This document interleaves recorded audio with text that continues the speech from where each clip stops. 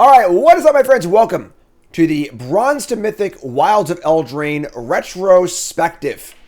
That's right, we've completed the run. If you're watching this and you didn't see the completion of the run, go watch it on YouTube, because why would you watch this before doing that? Boom, there it is. All right, check out the whole series. All 25 episodes are live on YouTube. Go watch them, check them out, leave a comment, like the video, support the content. If you enjoyed the series, hit the like button, all right? And this was not my finest work. Wilds of Eldraine was not a great format for me.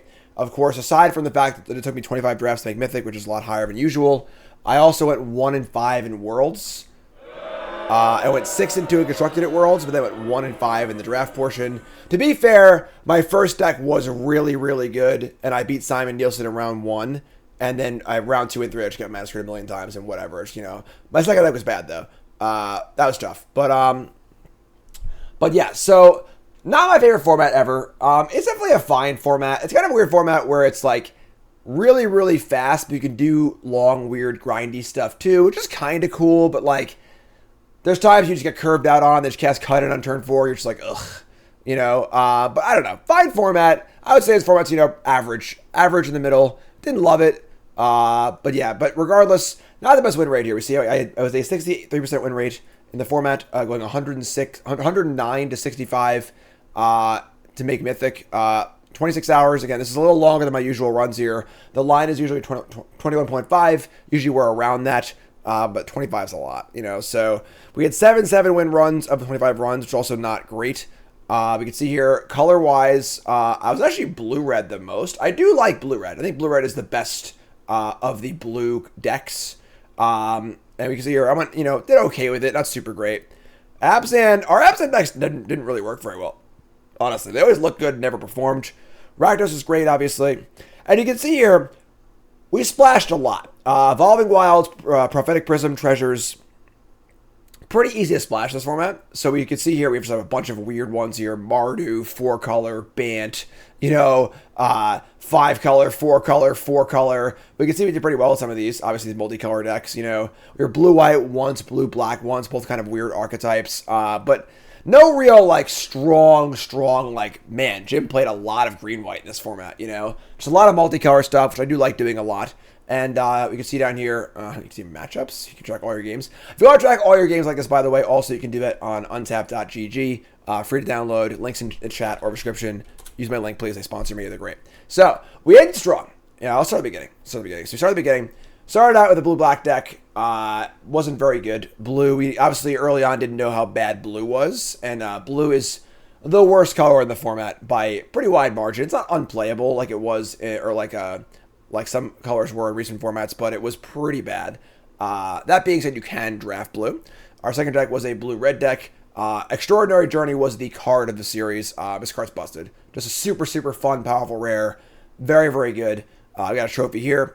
Did a little Rakdos, went 5-3. Did a little Jund, went 5-3. 0-3 with Abzan.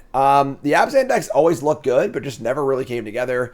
We found that we were playing from behind a lot in this format, where the aggro decks were really, really good, and wasn't getting on the board early enough. It was rough, kind of rough here. We had a fun Ariette, where is it? Of a Charmed Apple deck, which is kind of cool. Rakdos again, pretty simple. Lord Skinner's real good. Real good. Little Boros. Deck looked pretty good, but, only a 4-3. And then we got on the multicolored stuff, right? So we got a 7-0 here with a deck, with, Imidane's Recruiter on the splash, Brave the Wilds all over the place, Extraordinary Journey. We got, the Goose Mothers here. I think these multicolored decks are good as long as you can make sure you don't die. As long as you have removal spells and things to block with early, can be quite good. Blue-red again, not very exciting. We got an Abzan deck that actually did well, 7-2, which is kind of cool to see. Bant, mostly just another, multicolored green deck. A little ugly, though. Another middling Abzan deck. We tried the blue-white deck once. We did go 5-3. We had the Mythic Rare, which is one of the few reasons to actually be this color combination. Huge trap.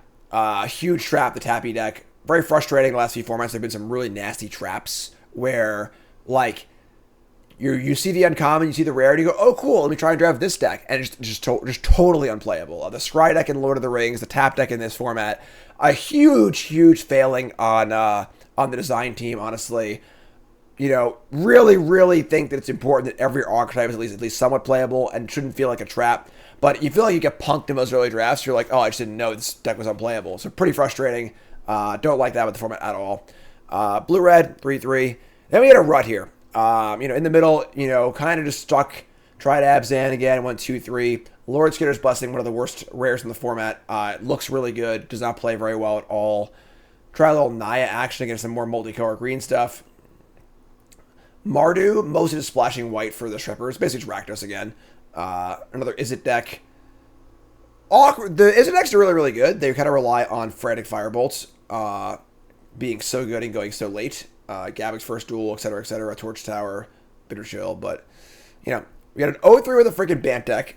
So whenever we were green and white, things kind of went kind of ugly, which is not cool to see. Boros aggro, multicolored stuff. And then we finished up here with a 3-trophy run of multicolor BS deck into multicolor BS deck into just straight Rakdos, which for me has been like the kind of like the hallmark of the format is Rakdos and Boros, super, super solid 2-color decks. And then otherwise, I kind of want to be just like these multicolor mishmash piles. Some crazier than others. This deck here was quite wild. Just playing every color all over the place.